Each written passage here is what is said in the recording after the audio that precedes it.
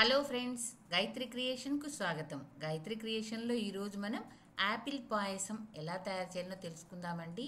ఇది చాలా హెల్తీగా ఉంటుంది. రకరకాల పాయసాలు మనం చేసుకోవడం బాగుంటుంది, ఎప్పుడు ఒకే రకం కాకుండా. ఇది దేవుడి నైవేద్యానికి కూడా పనికొస్తుంది. బేబీ ఫుడ్ కూడా, పేషెంట్లకు కూడా ఎప్పుడు జ్యూసు పండు ఇవ్వడం కాకుండా ఇలా ఇస్తే కూడా బాగుంటుంది. మరి ఇప్పుడు ఈ యాపిల్ జ్యూస్ను ఎలా తయారు చేయాలో తెలుసుకుందాము.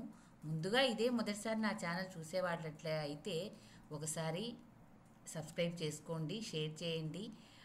దీనికి కావాల్సిన పదార్థాలు అంటే ఇలా చిన్న చిన్న యాపిల్స్, రెడ్ కలర్లో ఉండే యాపిల్స్ తీసుకోవాలండి. ఎందుకంటే ఇవి జ్యూసీగా ఉంటాయి.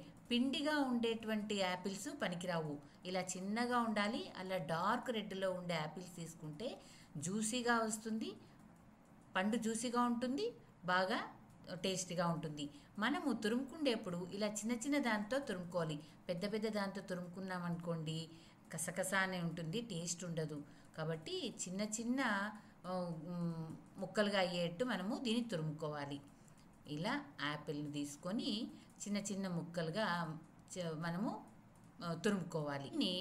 ఒక కప్పు వరకు తీసుకోవచ్చు. ఇప్పుడు మనము ఏమేం కావాలనో చూసుకుందాం. ఇలా తురిమి పెట్టుకున్నటువంటి యాపిల్ ఒక కప్ అయిందండి. ఇది స్వీట్గా ఉంటుంది, జ్యూస్గా ఉంటుంది కాబట్టి చక్కెర అనేది మీ టేస్ట్ని బట్టి వేసుకోండి. ఎక్కువ కావాలని ఎక్కువ తినేవాళ్ళు ఎక్కువ వేసుకోండి, తక్కువగా అనుకునే వాళ్ళు తక్కువ వేసుకోండి. అలాగే చక్కెర బదులు మనం బెల్లాన్ని కూడా వాడచ్చు. డ్రై ఫ్రూట్స్ వేయించుకోవడానికి నెయ్యిని ఉపయోగిస్తే బాగుంటుంది. దీనికి 2 స్పూన్ల గోడంబి, 2 స్పూన్ల బాదం పప్పు సన్నగా తరిగినటువంటిది, 2 స్పూన్ల ద్రాక్ష, 1 స్పూను యాలకుల పొడి, కాచి చల్లార్చినటువంటి 1 గ్లాసు పాలు. చిక్కని పాలైతే మంచి టేస్ట్గా ఉంటుందండి. ఇంతే అండి, ఎక్కువ ఇంగ్రీడియంట్స్ కూడా పట్టదు. మరి ఇప్పుడు యాపిల్ జ్యూస్ని ఎలా తయారు చేయాలో చూసుకుందాం. ముందుగా స్టవ్ వెలిగించి కడాయిని పెట్టుకుందాం. ఒక 2 స్పూన్ల వరకు నెయ్యిని వేసుకుందాం. 2 స్పూన్ల గోడంబిని వేసి వేయిద్దాం. అలాగే 2 స్పూన్ల సన్నగా తగినటువంటి బాదం పప్పు, 2 స్పూన్ల ద్రాక్షను వేసి వేయిద్దాం. ఇవన్నీ మరీ మాడకూడదండి, బ్రౌన్ కలర్లో వచ్చేట్టు మనం దీన్ని వేయించుకోవాలి. మాడితే టేస్ట్ అంతా పోతుంది. అది బాగా వేగినాయండి, గోడంబి అంతా గోల్డ్ కలర్ వచ్చింది. ఇవంతా మనము ఒక ప్లేట్లోకి తీసేసుకుందాం. తర్వాత 2 స్పూన్ల నెయ్యిని వేసుకుందాం. అదే బాణల్లోనే వేసుకొని తురిమి పెట్టుకున్నటువంటి యాపిల్ను వేసేయాలి. వేసి పచ్చివాసన పోయేంత వరకు దీన్ని నిదానంగా వేయించాలండి. ముందుగా మీకో మాట, నా ఛానల్లోని కథలు మరియు వంటలు మీకు నచ్చినట్టయితే ఓ లైక్ చేయండి. మీ బంధువులకు, స్నేహితులకు షేర్ చేయండి. మరిన్ని టేస్టీ వంటల కోసం, మరిన్ని మంచి మంచి కథల కోసం గాయత్రి క్రియేషన్ను సబ్స్క్రైబ్ చేసుకోండి. ఈ విధంగా నెమ్మదిగా మనము వేయించాలి. బాణలికి అంటుకోకుండా ఉండాలన్నమాట. ఆ విధంగా మనము సుమారు ఒక 2 నిమిషాలు వేయించాల్సి వస్తుందండి. అదండి, ఈ విధంగా ఉండాలన్నమాట. దీంట్లో మన రుచికి తగినంత చక్కెరను వేసుకోవాలి. చక్కెర కానీ బెల్లం కానీ వేసుకోండి.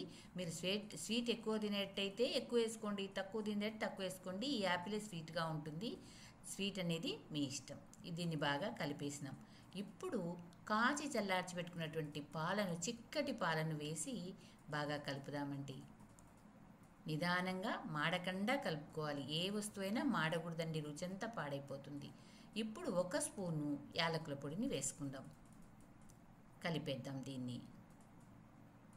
అలాగే మనం వేయించి పెట్టుకున్నటువంటి డ్రై ఫ్రూట్స్ని కూడా ఇందులో వేసి కలిపేద్దాం. బాగా కలిపిన తర్వాత దీన్ని సర్వింగ్ బౌల్కు తీసుకోవడమే. ఇది చాలా టేస్ట్గా ఉంటుంది. బేబీ ఫుడ్, ఆరోగ్యం బాగాలేని వాళ్ళకు కూడా దీన్ని పెట్టచ్చు. మనం కూడా ఎప్పుడు యాపిల్ తినబుద్ధి కాకపోతే ఇలా చేసుకోవచ్చు. దీన్ని ఇప్పుడు మనం సర్వింగ్ బౌల్లో తీసుకుందాం. ఈ రెసిపీ కనుక మీకు నచ్చినట్టయితే మీరు తయారు చేసి మీకు ఎలా కుదిరిందో నాకు కామెంట్స్ రూపంలో తెలపండి. Thank you for watching.